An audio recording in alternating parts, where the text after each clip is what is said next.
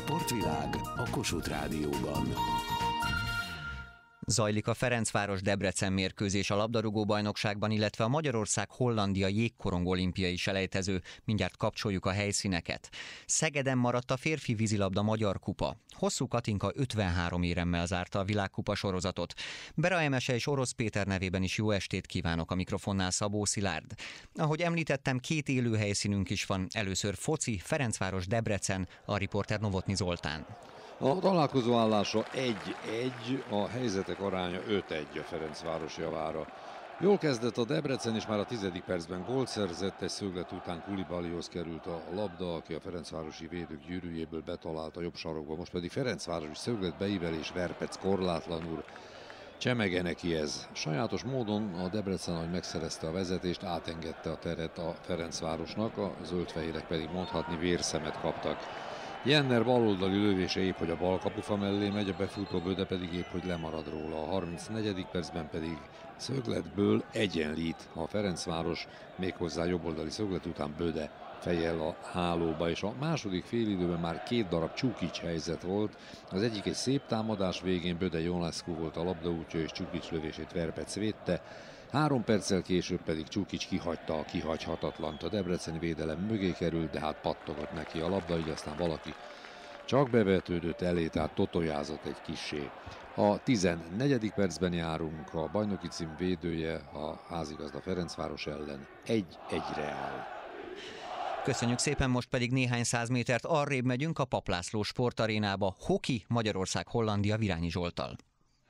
7 perc, 50 másodperc van az első harmadból hátra, 1-1 a találkozó állása, itt is úgy, hogy 1 perccel ezelőtt Postma a hollandok egyik csatára kapásból bevette Bális Bence hálóját, és ezzel kiegyenlített Hollandia úgy, hogy a mérkőzés első emberelőnyű szituációját magyar szempontból Hári János értékesítette, könnyedén a kapu mögül bekorcsolyázott a holland kapus előterébe, és kapu előterébe gyönyörűen fonákkal visszahúzta, szép gól volt. Ezt követően volt egy remek Szikorcsin emelés, és megúzták a hollandok, és szinte egy ellentámadás gól. Villámgyorsan kiegyenlített Hollandia akkor, amikor most épp áll a játék, és mivel mindkét csapat megnyerte az első két mérkőzését itt a jégkorong olimpiai előselejtezőn Budapesten a Papp László arénában. Ez egy kiki meccs, amelyik csapat győz, az ott lehet majd február elején Dániában a dán-szlovén fehér-orosz hármassal, és ugye a 4-esből csak egy csapat juthat majd ki a 12 fős 2014-es Szocsi téli olimpiára, tehát akkor, amikor 7 perc, 10 másodperc van hátra az első harmadból, Hári, valamint Postma góljával Magyarország-Hollandia 1-1. Köszönjük szépen, adásunkban természetesen mindkét helyszín megszólal még. Most pólóval folytatjuk. A címvédő Szeged nyerte a férfi vízilabda Magyar Kupát, miután a döntőben hosszabbítás után 9-8-ra legyőzte a Szolnokot a Komjádiban. A szolnoki vezetőedzővel, Vince Balázssal Bera Emese beszélgetett. Volt ennek a mérkőzésnek fordulópontja? Volt, nem is egy. Én úgy gondolom, hogy a rendes játékidőben, különösen a harmadik, negyedik negyedben, amikor ugye már a végeredmény kihatására vannak a helyzetek, ott nem tudtuk bevinni azt a gyilkos, vagy hogy mondjam, végzetes döfést, és mindig a két gólról följöttek egy gólra, 2 gól, 1 gól, sőt a végén már megfordították, holott voltak emberelőnyeink, voltak lehetőségeink erre. Ami tegnap is erőt adott, és ma is úgy érzem, hogy ez hozta meg a sikert, az az, hogy egyetlen egy percig sem hittük el azt, hogy kikaphatunk, és akkor is, amikor mínuszba voltunk, akkor is azt játszottuk, amit megbeszéltünk. Ha azzal kikapunk, akkor kikapunk. Ha új dolgokat próbálunk meg másodpercek alatt beverni játékosok fejébe, annak sokkal kisebb a valószínűsége, hogy sikerre vezet, mint a régen bevált dolgok, csak ugye normálisan kivitelezve. Az nem volt félő, hiszen majdnem 3/4 kellett a Szolnoknak ahhoz, hogy ledolgozza a hátrányát és egyenlítsen, hogy ott egy picit úgy megroppan a csapat. Ott a harmadik, negyedik negyed környékén a támadásainkban nem volt meg az az átütő erő, amivel akár be is lehetett volna fejezni, hát nyilván nem szó szerint, de el lehetett volna már dönteni a mérkőzést. Azt figyeltem, hogy a bírókkal nagyon idegesen beszélgetett. Ezt jól láttam, hogy voltak kis viták a bírókkal, a játékvezetőkkel, és ez igaz talán a szolnokiakra is.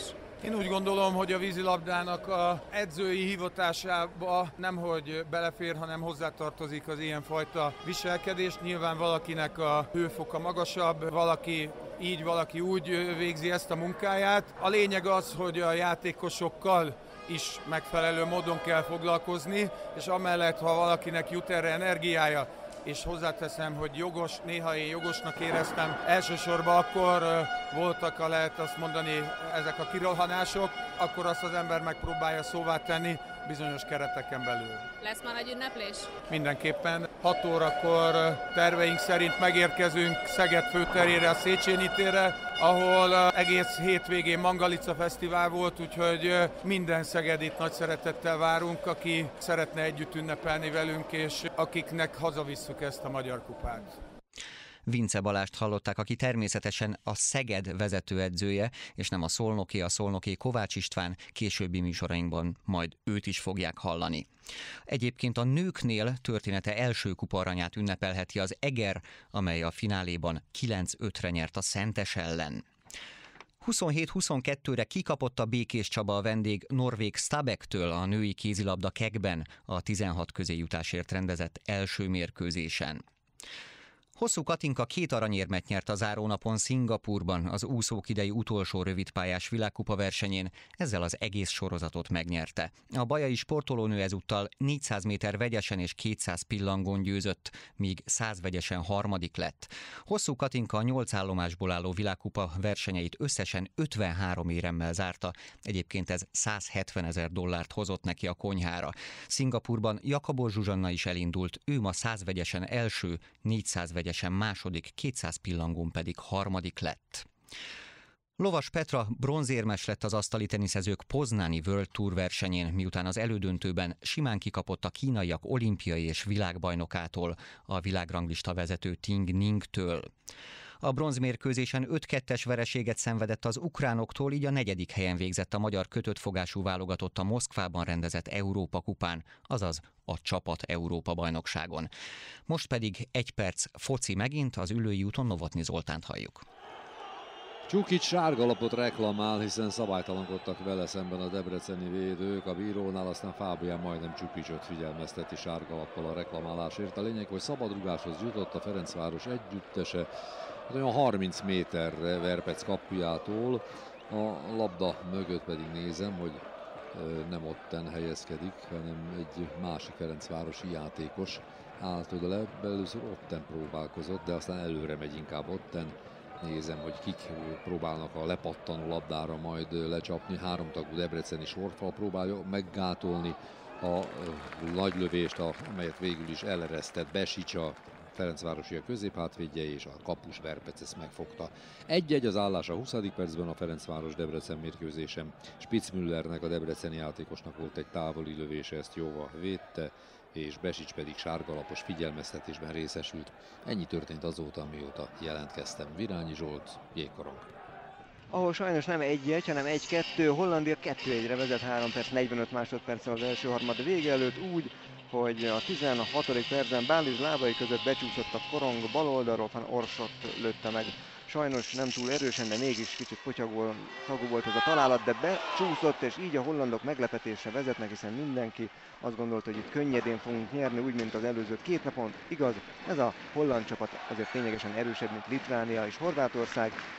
Van még 3,5 perc hátra az első harmadból, 6000 néző biztatja a magyar válogatottat, és van miért, hiszen 2-1-re Hollandia vezet az olimpiai selejtezőn, tehát Magyarország, Hollandia 1-2, most a szó Szabó Szilárdé. Köszönöm szépen, és felhívom figyelmüket, hogy 18 óra 5 perctől közvetítést hallhatnak majd a futballmérkőzésről is, illetve kapcsoljuk természetesen a Papp László sportarénát, és a Magyarország-Hollandia mérkőzésen is szoríthatnak majd a mieinkért. Addig is én búcsúzom, a viszonthallásra.